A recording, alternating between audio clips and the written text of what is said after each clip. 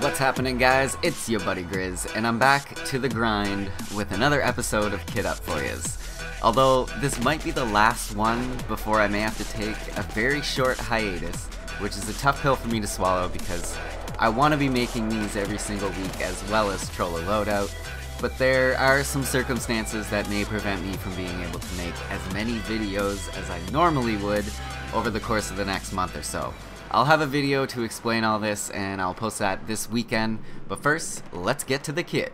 This week's setup comes to us from John Celtic, and he suggests the CZ-805 with a Cobra sight, ergo grip, and suppressor.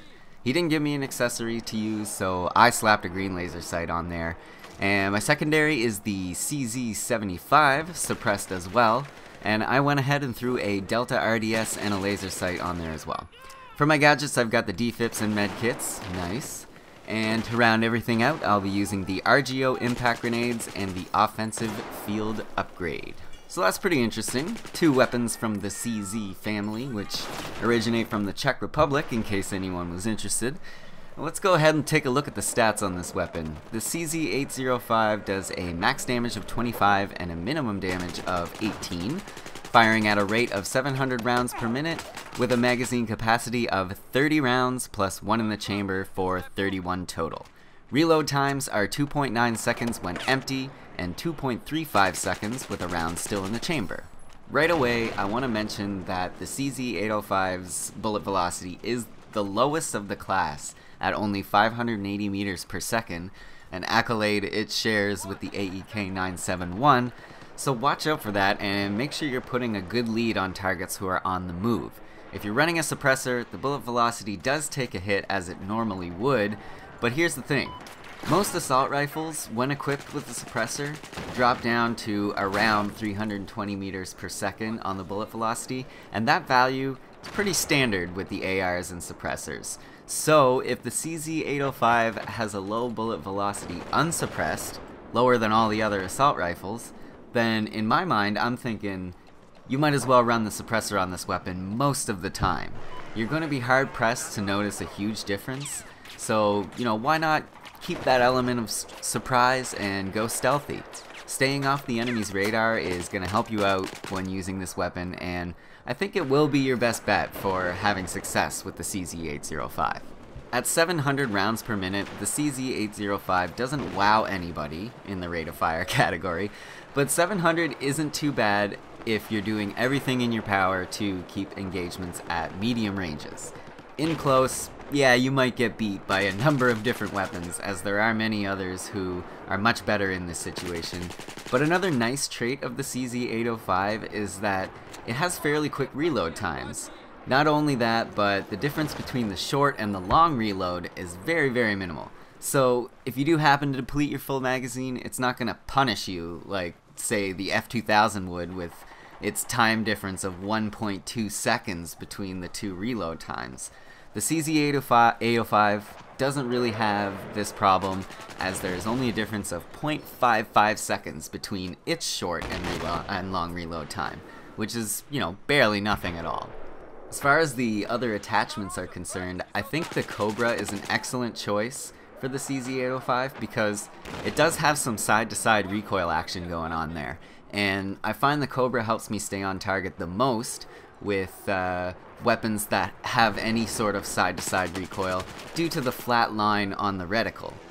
Real quick, because I forgot to mention it until this point, the CZ-805 has a bit of vertical and side-to-side recoil, but it is fairly controllable, and I don't think you should have too much problem with it. It's kind of similar to the recoil on the AUG-A3, so if you can deal with that, you should be able to deal with the recoil on the CZ-805 as well. The ergo grip works well for peeking corners, and it gives you a little boost to your hipfire stat, which kind of brings me right into my next point, the laser sight. I'm starting to despise it. I'm finding it really gives you away, and I end up only turning it on when I'm heading into tight spaces. So I might try to distance myself from using the laser sight so often in the future. The ergo is an excellent grip to use on almost any weapon because you can get your hip fire bonus here instead of using the laser sight. It won't be the same boost you get with the laser, obviously, but I think most of the time it's enough. The magnifier is an accessory that I'm really starting to warm up to a lot more, and I think on a weapon like the CZ-805, which has low recoil and a steady fire rate, the Ergo should provide you with just enough hipfire bonus that you can forget about the laser and maybe use a magnifier to give you a little boost in proficiency at range. Moving on though, the CZ-75 pistol, always been one of my favorites, and nothing has changed here. But I'm not sure I'm such a huge fan of the suppressor on it. I don't know if it actually does more damage and finishes guys off faster, or if I just like the sound of it unsuppressed. But personally, I wouldn't bother with the suppressor on this pistol, especially if you're running one on your primary. Your secondary is going to be a last-ditch effort anyway, so you're either going to get the guy or you're not. And if you don't, you're dead.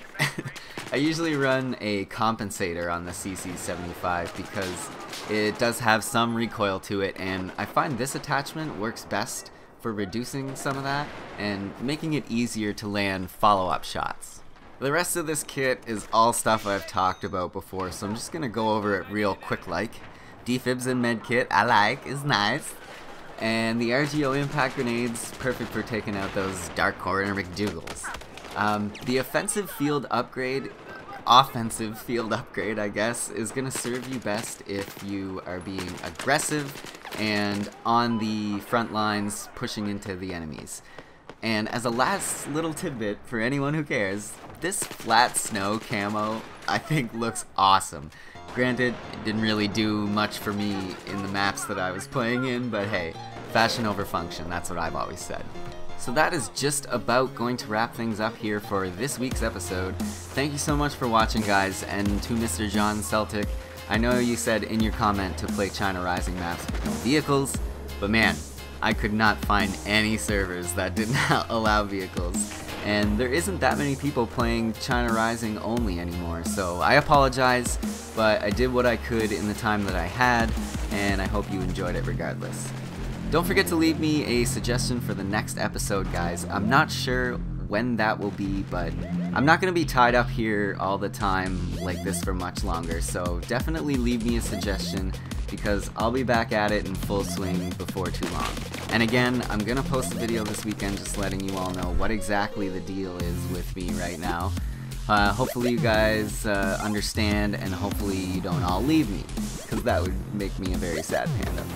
Alright, I hope you all enjoyed the video. Leave it some love by clicking that like button if you did, and if you're new around here, I know I'm making it sound like I won't have any videos for like the next little while, but I would still love it if you subscribed, and I mean, I may be able to put up a couple here and there, but like I said, it's only going to be for the next month and a week or so maybe. So hit that subscribe button, guy! Thank you so much for watching once again, guys. My name is Grisno, and I will see you in the near future.